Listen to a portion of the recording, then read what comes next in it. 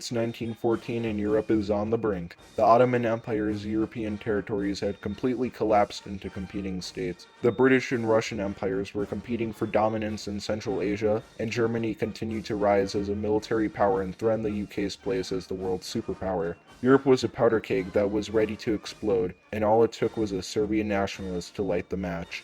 1914 and Archduke Franz Ferdinand was assassinated in Bosnia, and the dominoes of the alliances before the war began to fall into place. Now, instead of the Schlieffen Plan being implemented and Belgium invaded, let's imagine an alternative timeline. Germany doesn't invade Belgium. Some may be thinking, well, how would this lead to the Central Powers winning? Well, the invasion of Belgium actually completely lost Germany the war, as they ignored one promise made before the war. The British did not initially join the war, but they did make one thing very clear.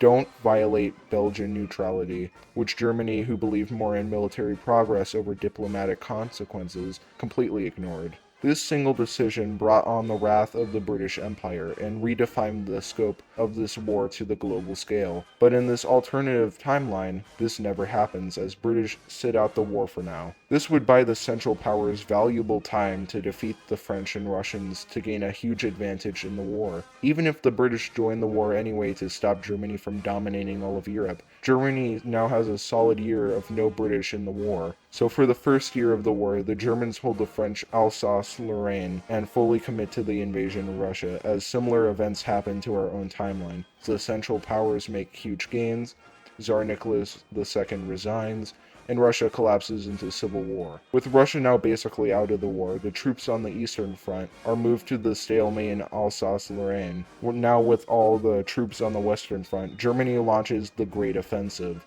as the German Empire breaks the French line and invades. On July 18, 1916, Paris was captured by the German troops, and the First World War is now over. The Central Powers have succeeded and now oversee a dominated Europe as Austria-Hungary annexed Venice and dissolves Italy as Italy becomes an Austrian puppet. The Ottoman Empire, while not doing very well during the war, annexed a lot of their formerly lost lands in Africa and Europe. Finally, the German Empire gained massive swathes of land, as puppets are set up all throughout Eastern Europe, loyal to Germany. A ton of the allied African countries are taken as one of the biggest colonies in the world is created with the declaration of German Central Africa. Germany and the Central Powers have stated their power over the former allies as the leaders of the 20th century. The only issue is how they use this victory.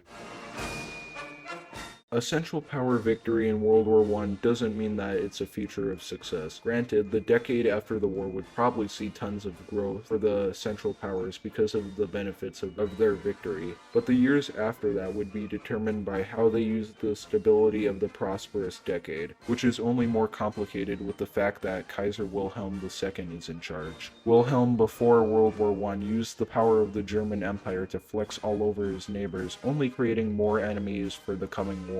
But now it's even worse because the brashness was rewarded with victory. Wilhelm would only ramp up his bullying and flexing on other nations, which only makes the anger worse in the losers of World War I. The United Kingdom, and especially France, would be in a deep depression after their loss in the Great War. A national anger would be felt throughout both countries, though there would be a shift towards nationalism. An alternate British or French Hitler wouldn't rise. A situation has to be perfect for fascism to rise in a country. Fascism rises in countries that are destroyed and their integrity is wiped out. So the United Kingdom and France remain the same states they were before the war. Despite Germany creating major enemies in the West, a new war is brewing in the East. The Russian Civil War by this point would be raging on between the Red and White armies, though the odds would not be in the favor of the Bolsheviks, as the German Empire funds pro-German groups in the White Army, as the Reds would be wiped out and destroyed. Germany would gain another puppet/ally in the East, to the fear of the British and French. On another note, what is America doing? Since the United States never joined the First World War,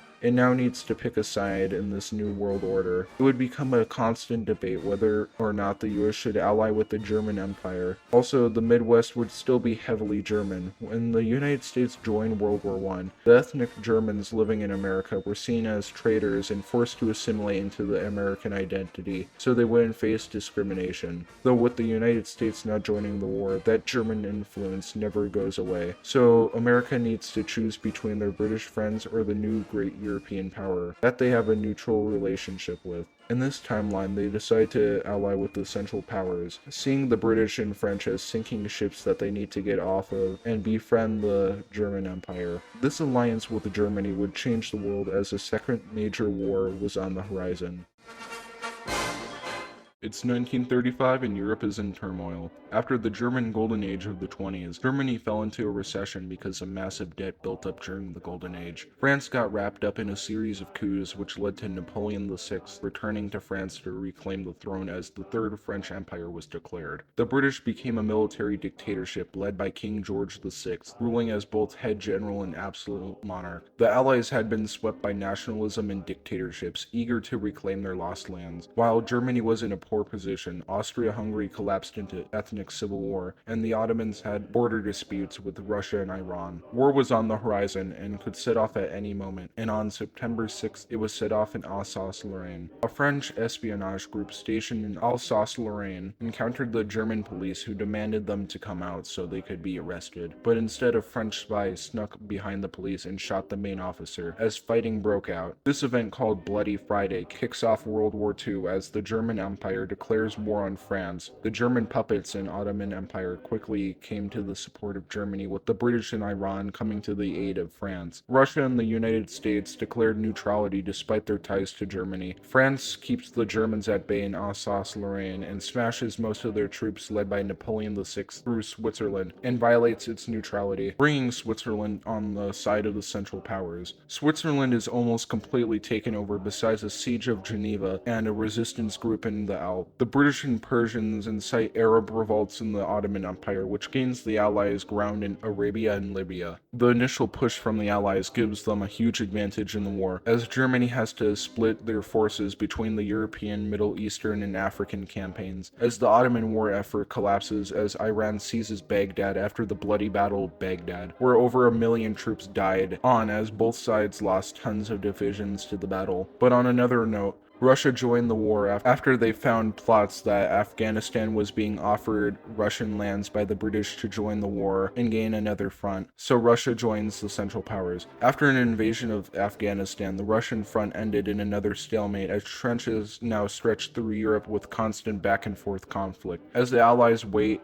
and wait, no gains are made. The Allies have a secret plan to win this war, while the Central Powers have a massive connected piece of land and a big military. They have been boxed in by the Allies as the Central Powers are cut off from the West and the Allies twist Japan into blocking access to the Pacific. In 1937, the Great Barricade was set up with supplies from the sympathetic United States and German Africa. The plan, despite its success, has holes that Germany is eager to exploit because they just so happen to be getting friendly with Spain. The Allies, seeing how this could destroy their plan, prepare to invade Iberia. On May 19th, Operation Fernando commences, with French troops crossing into Catalonia and Spanish Africa. The Allies fund Catalonian and Basque rebels to sabotage the Spanish war effort, as the Allies rush towards Madrid, but are stopped with a loss at the Battle of Zaragoza, giving Spain time to reinforce the northern front. With stalemates all around and both sides even in power, how will the war end? The Allies are having struggles with their master plan, and the Central Powers are being squeezed on both sides. Well, remember how the United States declared neutrality at the beginning of the war? Well, they're about to play 4D chess because they were actually secretly allies this entire time with the Allies and just wanted to manipulate Germany into getting espionage. As the United States decides to join the war on the side of the Allies, this single action is an embarrassment to Wilhelm II's already fragile hold on power because of his incompetence as the Western Front is about to fall. Now, the Central Powers have 6 months until the Allies can turn the tide of the war with the new American troops.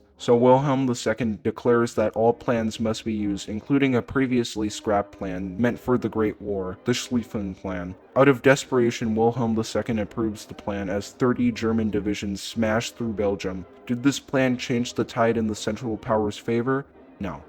Absolutely not. They invaded Belgium and just made another stalemate as the Americans arrived on the Western Front, making huge gains like capturing Alsace-Lorraine and Luxembourg, and kicking the Ottomans out of Africa. The German offensive has failed, with the Rhine captured by the Allies and Russia switching sides to regain their lost land. The German puppets outside of Poland completely collapsed and were invaded by the Allies. Spain fell into a civil war between fascists, republicans, and monarchists. The Ottoman Empire faced Arab and Greek revolts, with Mehmed VII assassinated by a Jewish nationalist. It was clear to everyone by 1939 that the Central Powers were going to lose. Everyone except Wilhelm II. He still tried desperately to save the German Empire, with the military even bombing German cities just to stop the Allied front. This was all out of vain, because on June 28th, the Ottoman Empire surrendered and later collapsed, and on the final day of the war, July 4th, Germany surrendered. In the treaty, the Ottoman Empire was to be divided up into British and French colonies, a Kurdish states, and various Turkish kingdoms. Spain was replaced with a French puppet kingdom that continued to fight against the fascist rebels. For the main player, the German Empire, the treaty was meant to completely destroy Germany so it can never threaten peace again, as the German Empire was split into hundreds of competing kingdoms overseen by a collective confederal king. Europe after the war will be forever changed, but that's a story another time.